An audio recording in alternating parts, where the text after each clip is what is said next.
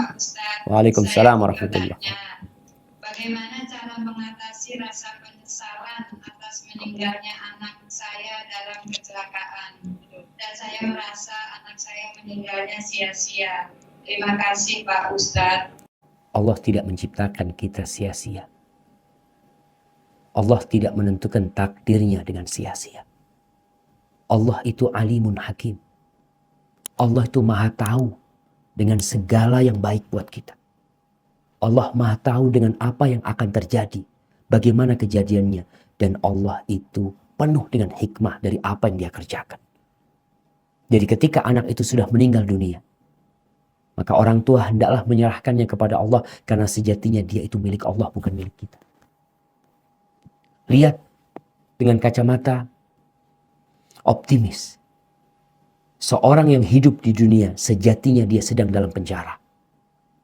Ketika anak itu meninggal dunia, selesai dia keluar dari penjara.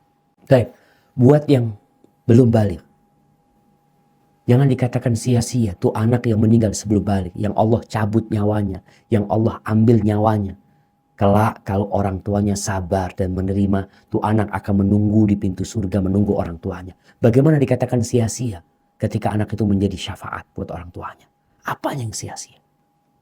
Ketika anak itu sudah balik, mungkin Allah menginginkan sesuatu yang lebih baik buat anak itu. Kalau dia hidup, mungkin dia akan terjerumus ke dalam dosa yang lebih besar. Dia akan terus melakukan dosa. Dengan meninggalnya dunia, selesai dia berbuat dosa. Dan semoga amal kebajikan dia akan lebih berat daripada dosa yang dia lakukan. Gak ada yang sia-sia. Dan sejatinya semua adalah ujian. Allah ingin memuliakan ibunya. Allah ingin bagaimana orang tuanya ini mendapatkan derajat sabar. Dan kita tahu bahwasanya innama yuwaffas sabiruna ajrahum bighairi hisab. Allah akan berikan pahala buat orang yang sabar itu tanpa hisab. Jadi buat orang tua yang merasa ditinggal anaknya seperti itu, dia beri Allah pandang. Allah itu maha baik sama kita. Dan bisa jadi yang kita benci itu baik buat kita. Yang kita cinta itu buruk buat kita. Kita nggak tahu jemaah. Maka katakan inna lillahi wa inna ilaihi raji'un. Allahumma ajurni fi musibati wa akhlif li khairan min. Ya Allah, berikan pahala buat aku di musibah yang menimpaku ini dan beri ganti yang lebih baik dari itu. Masih ingat peristiwa Nabi Khadir bersama Nabi Musa ketika dia membunuh seorang anak. Dibunuh tuh anak, dipelintir lehernya mati. Kenapa? Kata Nabi Khadir, Allah tuh memerintahkan aku untuk membunuh dia. Karena ini anak, kalau dia tetap hidup dia akan menyusahkan orang tuanya, bahkan menjadi penyebab kekufuran dan kedurhakaan orang tuanya. Dengan harapan dia mati, Allah kasih ganti yang lebih baik dan dia tidak terus melakukan dosa. Artinya ada hikmah dari semua yang terjadi. Hadza wallahu a'lam bishawab. Nah. Saya mau bertanya, Ustadz, saya punya ujian berupa kematian anak kedua saat dia berusia 4 tahun. Pertanyaan saya, ilmu din hal apa yang saya butuhkan agar ujian tersebut bisa menjadi bernilai positif? Doa yang sesuai sunnah yang saya baca saat sujud dan tasyahud akhir agar Allah menganugerahkan anak yang banyak kepada saya. Iya, terima kasih jazakallahu khair atas pertanyaannya. Ini hal yang sangat berat pastinya kehilangan seorang anak. Oleh karena itu yang pertama selalu ingat surat Al-Baqarah ayat 155.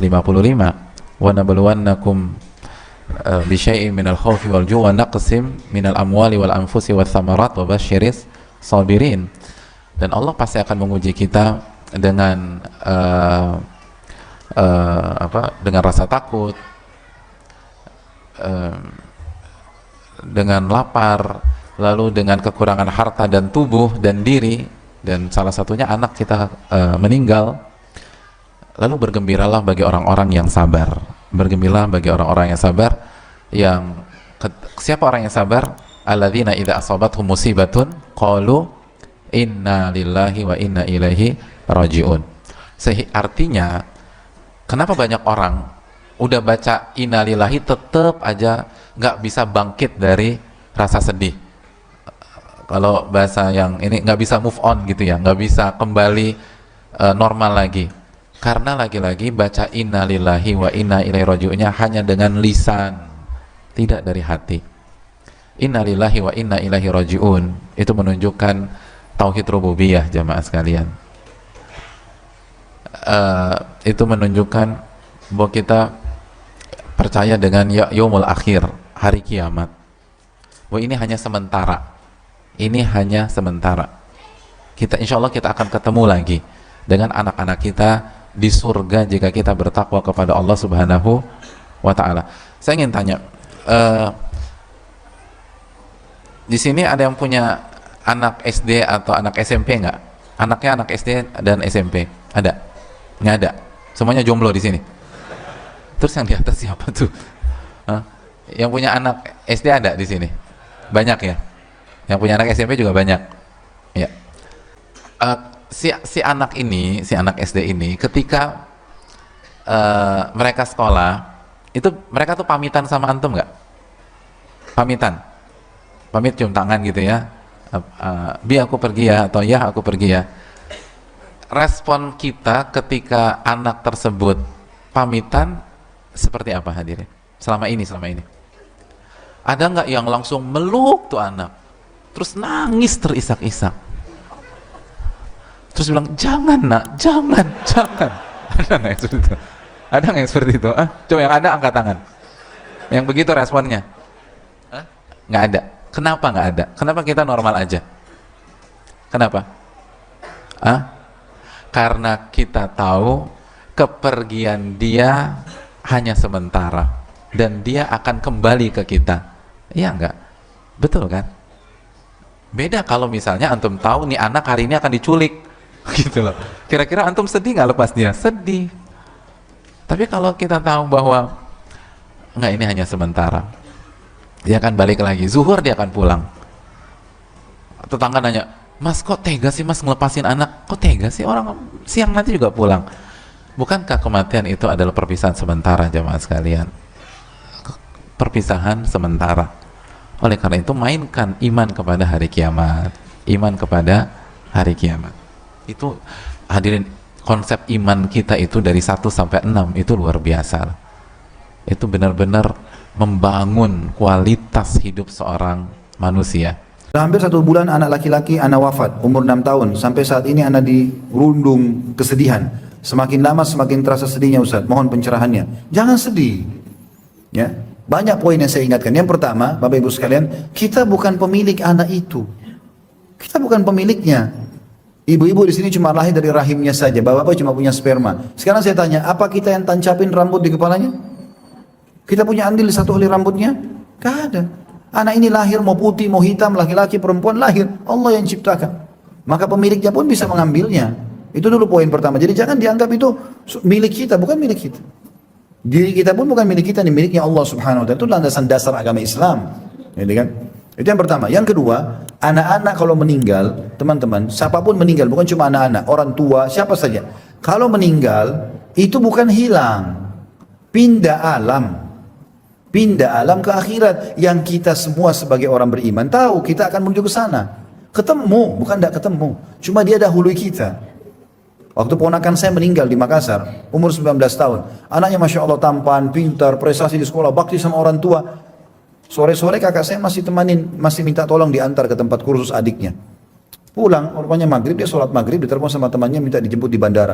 Pergi, keluar dari pintu tol, ditabrak mobil truk, meninggal. Tidak sakit, nggak apa. Kakak saya nggak tahu umur jam 12 malam baru tahu. Saya pas menjelang subuh ditelepon di Jakarta, lagi pas tidur. Kemudian saya ditelepon, ini ponakan meninggal gini-gini. Saya berangkat, begitu tiba di Makassar, kakak saya ini udah nggak makan dari malam, shock dengan kejadian tersebut. Keluarga bilang nggak ada lagi yang bisa ngomong Khalid. Coba saya ngomong.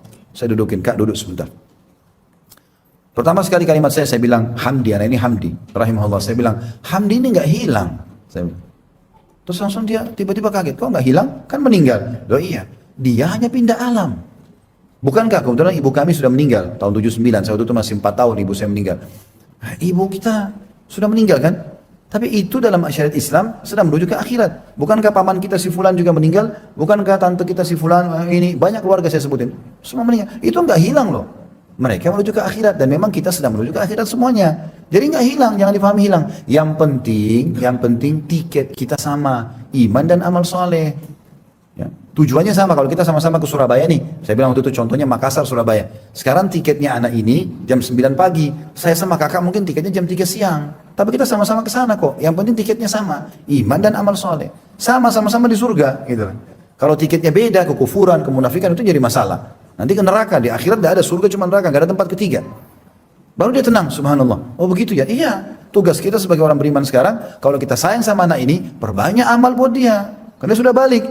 Apa yang harus dilakukan? Mula anak itu punya motor. Motor ini jual, masukkan ke masjid atas nama dia. Pakaiannya kasih teman-temannya miskin. Sedekahkan atas nama dia. Langsung kakak saya semangat. Alhamdulillah semangat. Tapi ini hati-hati, orang kadang-kadang takziah tidak paham hukum ini. Rupanya setelah itu mungkin 2-3 jam saya lagi pergi silaturahim keluarga yang lain.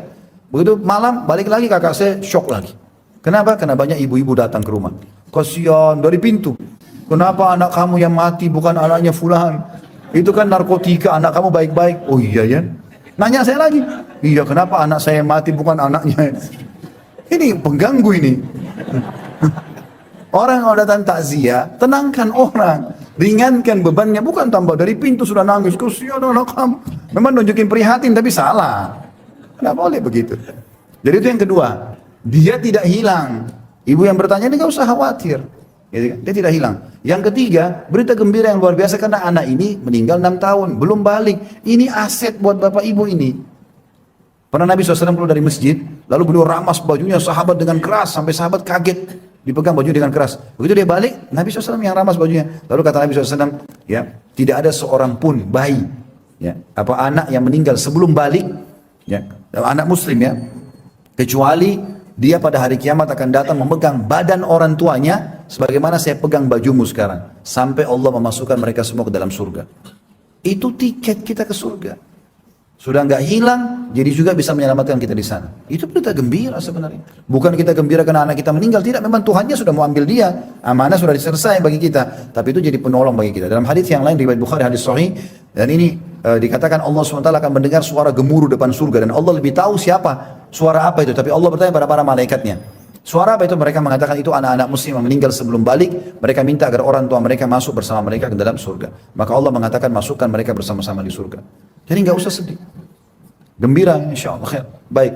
Ya. Tinggal kita sekarang bagaimana memperbanyak amal saleh buat diri kita supaya juga kita bisa punya derajat tinggi di surga karena Allah SWT akan mengangkat anak-anak ke derajat orang tuanya.